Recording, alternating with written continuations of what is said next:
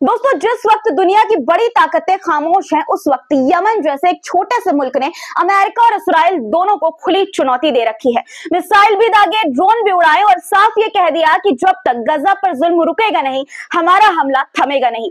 Yemen ने कहां हमला किया है, तस्वीरें आपको दिखाऊंगी, पूरी खबर आपको आगे बताऊंगी। गजा में बम गिर रहे हैं, पत्रकार शहीद हो रहे हैं और जो आवाज उठाए उसे सजा मिलती है। न्यूयॉर्क से लेकर पेरिस तक हर जगह लोग कह रहे हैं कि बस करो ये जुल्म। वहीं इसराइल की सड़कों पर बगावत बढ़ती जा रही है। खुद के प्रधानमंत्री के खिलाफ उसकी अपनी ही जनता की आवाज नेतन्याहू के कान को अब सुन्न कर रही है। जब सत्ता बचाने के लिए प्रधानमंत्री कानून, न्याय और इंसानियत सब कुछ कुर्बान कर दे तो समझ लीजिए कि वो नेता नहीं, सिर्फ कुर्सी का भूखा है। इसराइल में अब खुद अपने नेता चिल्ला चिल्ला कर ये कह रहे हैं कि नेतन्याहू सत्ता बचाने के लिए सारी हदें पार कर चुके हैं। पूरी खबर आगे आपको बताऊंगी। मासूमों पर बमबारी कैसे नेतन्याहू की कुर्सी को बचा रही है, ये भी आपको बताऊंगी दोस्तों। उधर अमेरिका ईरान से डरकर बातचीत करने के लिए तैयार हो गया है, बातचीत की बात कर रहा है और सीधी बातचीत की बात। जी हाँ, बिल्कुल सही सुना आपने। और इसराइली ड्रोन लेबनान में हमला कर रहे हैं। ज़योनी सेटलर फिलिस्तीनियों की शादियों तक को जला रहे हैं। किस तरह का कहर बरपा रखा है जो ज़योनी सेटलर्स हैं उन्होंने फिलिस्तीन में, गजा में, आपको तस्वीरें दिखाऊंगी, इसलिए पूरा वीडियो अंत तक देखिएगा।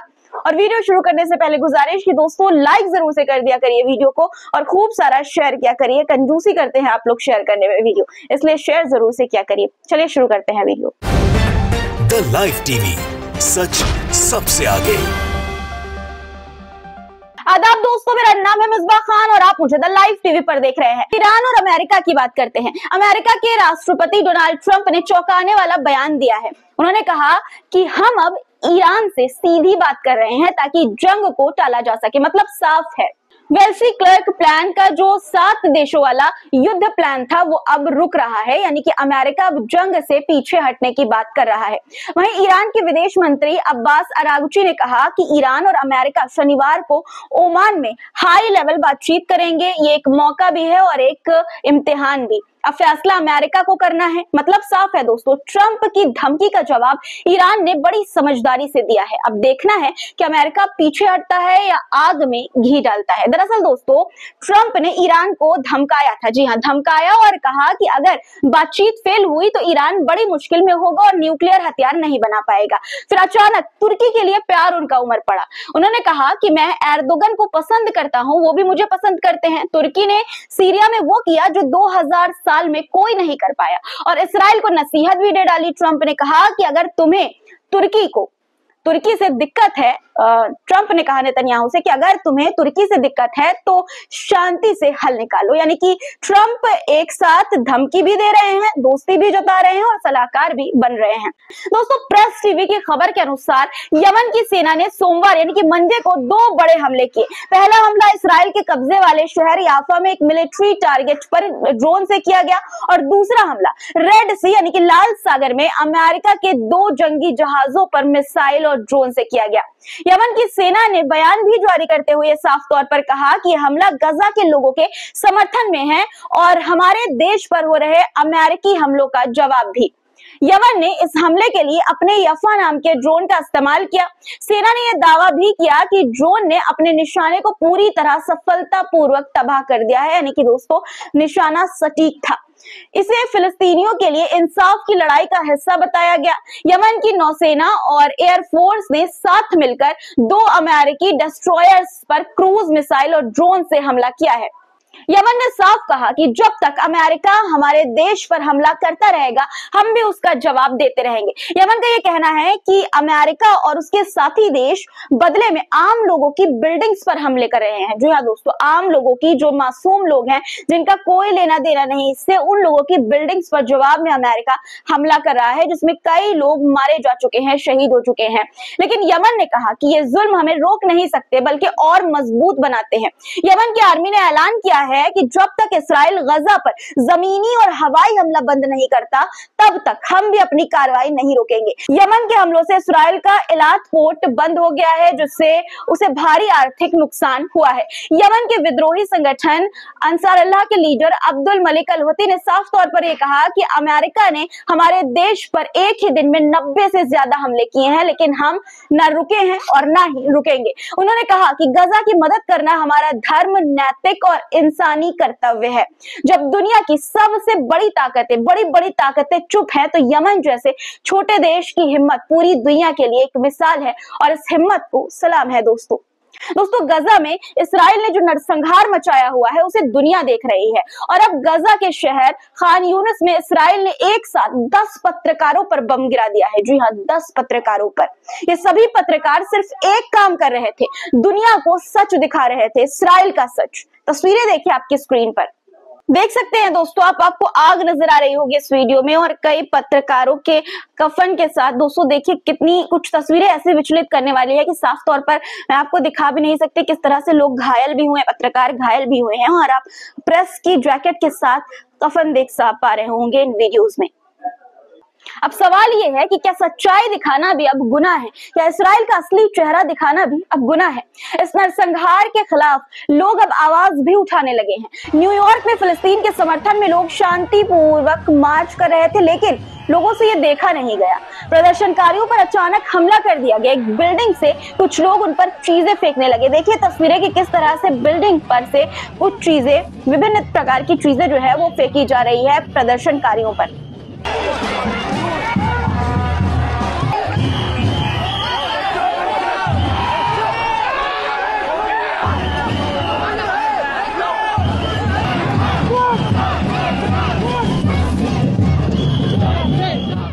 दोस्तों इन लोगों का कसूर बस इतना था कि ये लोग जो है वो गजा के लोगों के लिए इंसाफ मांग रहे थे। इस बीच खबर ये भी है कि माइक्रोसॉफ्ट ने 2 फिलिस्तीन समर्थक इंजीनियरों को नौकरी से निकाल दिया है। दरअसल माइक्रोसॉफ्ट में काम करने वाले इन 2 इंजीनियरों ने एक इवेंट के दौरान आवाज उठाई। उन्होंने कंपनी पर आरोप लगाया कि उसकी एआई टेक्नोलॉजी गजा में हो रहे नरसंहार में इस्तेमाल हो रही है, लेकिन नतीजा ये हुआ कि कंपनी ने दोनों को नौकरी से ही निकाल दिया। कि अब सच्चाई बोलने की सजा ये मिलेगी कि नौकरी से निकाल दिया जाएगा, रोजगार छीन लिया जाएगा। दोस्तों इस तरह की चीजें वाकई में शर्मनाक है। दूसरी तरफ फ्रांस की राजधानी पेरिस में लोगों ने अपनी सरकार के खिलाफ विरोध किया है। उनका ये कहना है कि हम जो गजा की तस्वीरें देख रहे हैं वो दिल दहला देने वाली है, लेकिन हमारी सरकार चुप है, मीडिया भी मौन है। क्या सरकारें अब सिर्फ हथियार बेचने के लिए बनी है? दोस्तों उनका कहना था कि गजा में जो तस्वीरें आ रही है वो बहुत डरावनी है, वहां बच्चों की लाशें, तबाही, लेकिन मीडिया चुप है, खामोश है। प्रदर्शनकारियों ने फ्रांसीसी सरकार पर भी नाराजगी जताई और साफ तौर पर कहा कि वो इस्राइल के हमले का खुला समर्थन कर रही है। लोगों ने मांग की कि अब इंसाफ की बात होनी चाहिए, ना कि सिर्फ राजनीति की। दोस्तों एक बड़ा और भावुक नजारा भी सामने आया इस्राइल की राजधानी तेल अवीव से, जहां हजारों लोगों ने सड़कों पर उतरकर अपने ही प्रधानमंत्री नेतन्याहू के खिलाफ जोरदार प्रदर्शन किया। तस्वीरें देखिए जो सामने आई है।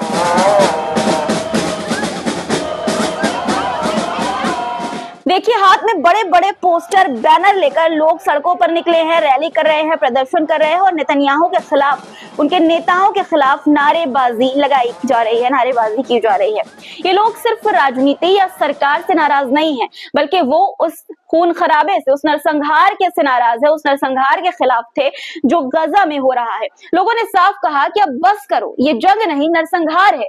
इस प्रदर्शन में सबसे खास बात यह थी कि इसमें शामिल हुए लोग वो लोग हैं जिनके अपने परिवार के सदस्य फिलहाल गजा में हैं, कैदी हैं। वो उन परिवारों ने भी सरकार से मांग की कि कैदियों की रिहाई के लिए समझौता करो, जंग नहीं। शनिवार को भी ऐसे ही प्रदर्शन हुए थे। हर हफ्ते इस्राइल में इस तरह के प्रदर्शन हो रहे हैं और अब सोमवार को एक बार फिर जनता सड़कों पर उतरी और मांग सिर्फ एक, कैदियों की जिंदगी को सबसे ऊपर रखो, जंग नहीं, इंसानियत जरूरी है। उधर गजा में हालात बेहद भयानक है। 18 मार्च को इस्राइल ने खुद ही युद्ध विराम तोड़ दिया और फिर से हमला करना शुरू कर दिया। इसके बाद अब तक 1391 लोगों की मौत हो चुकी है, जिसमें 100 से ज्यादा मासूम बच्चे भी शामिल हैं। 3400 से ज्यादा लोग घायल भी हुए हैं। सिर्फ आम जनता नहीं, इसराइल के नेता भी अब खुलकर बोल रहे हैं दोस्तों। नेतन्याहू पर बेनी गैट्स जो है उन्होंने सीधा हमला किया है। इसराइली विपक्ष के ये नेता हैं, बेनी गैट्स नाम है इनका, और उन्होंने खुलकर ये कहा है कि नेतन्याहू ने हर हद पार कर दी है। वो अब बस एक ही काम कर रहा है, सत्ता में बने रहना। कानून और एजेंसियों की साख तक गिर गई है। उन्होंने कहा कि नेतन्याहू अब हर उस संस्था को कमजोर कर रहा है जो उसे भ्रष्टाचार में पकड़ सकती है। इसराइल की सरकार ने देश की खुफिया एजेंसी शिन बेट के चीफ रोनेन बार को हटा दिया क्योंकि वो नेतन्याहू के कहने पर कोर्ट में झूठा बयान देने के लिए तैयार नहीं थे। बार ने खुलकर यह कहा कि अगर नेताओं को आप पसंद नहीं आए तो आपकी नौकरी खत्म हो जाएगी। यानी दोस्तों संदेश साफ है, आप समझ सकते हैं। हालांकि सुप्रीम कोर्ट ने इस फैसले पर फिलहाल रोक लगा दी है। गजा में फिर से बमबारी की शुरुआत ठीक उसी दिन हुई, गौर करिएगा, ठीक उसी दिन हुई जब नेतन्याहू को अपने भ्रष्टाचार मामले में कोर्ट में पेश होना था। जी हाँ दोस्तों, लोगों का ये कहना है, लोग अब ये कह रहे हैं कि ये सब कुछ जानबूझकर किया गया ताकि कोर्ट का ध्यान भटके और नेतन्याहू अपनी गद्दी बचा सके। जनवरी में जब इसराइल ने हमास से सीजफायर किया तो नेतन्याहू की सरकार के कई मंत्री नाराज होकर इस्तीफा देने लगे। लेकिन जैसे ही फिर से गजा में हमला शुरू हुआ, बेन गुवीर जैसे कट्टरपंथी नेता वापस सरकार में आ गए। यानी बमबारी सिर्फ गजा को नहीं बल्कि नेतन्याहू की कुर्सी को भी बचा रही है। जिन्होंने खुद को ताकतवर समझा था दोस्तों, वही बंकरों में छुप रहे हैं। 1 साल से ज्यादा हो गया है गजा पर हमले करते हुए इसराइल को, लेकिन इसराइल के लोग खुद अब ये पूछ रहे हैं कि ये कैसी जीत है जहां हमें आज भी रॉकेट से बचना पड़ रहा है। इसराइल के अश्कलोन शहर में एक यहूदी बस्ती पर रॉकेट गिरा। एक पीड़ित जो है वो बाशिंदे ने क्या कहा, उसने कहा, मैं आपको पढ़कर सुनाना चाहती हूँ। उसने कहा कि 1.5 साल हो गया है गजा पर युद्ध को, लेकिन आज भी रॉकेट आ रहे हैं, हमें आज भी शेल्टर में भागना पड़ रहा है। ये कौन सी जीत है? युद्ध की असलियत जो है, युद्ध की जो सच्चाई है, वो अब खुद इसराइल के लोग दिखा रहे हैं दोस्तों, सामने रख रहे हैं। अब बात लेबनान की करते हैं दोस्तों। लेबनान के बिटलिफ गांव में एक गाड़ी को इसराइली ड्रोन ने टारगेट किया जिसमें 2 लोग घायल हो गए। इसराइल अब सीधा हमला कर रहा है, वो भी सीमाओं पर। तस्वीरें देखिए कि कैसी भयानक तस्वीरें सामने आई हैं।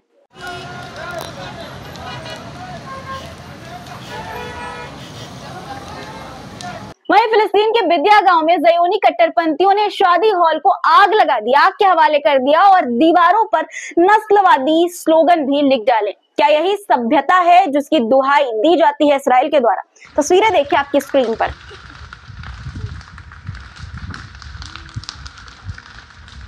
देखा आपने दोस्तों कि किस तरह की तबाही एक शादी के हॉल में इसराइल द्वारा की गई। आज के लिए फिलहाल इतना ही दोस्तों। इसराइल के जुल्म पर आपकी क्या राय है, क्या सोचते हैं आप? कमेंट्स में आज के मुद्दों पर अपनी राय जरूर लिखिएगा। चैनल को सब्सक्राइब नहीं किया है तो फटाफट कर लीजिए, लाइक बटन प्रेस करके जाइएगा। फिर मुलाकात होगी, तब तक के लिए खुदा हाफिज।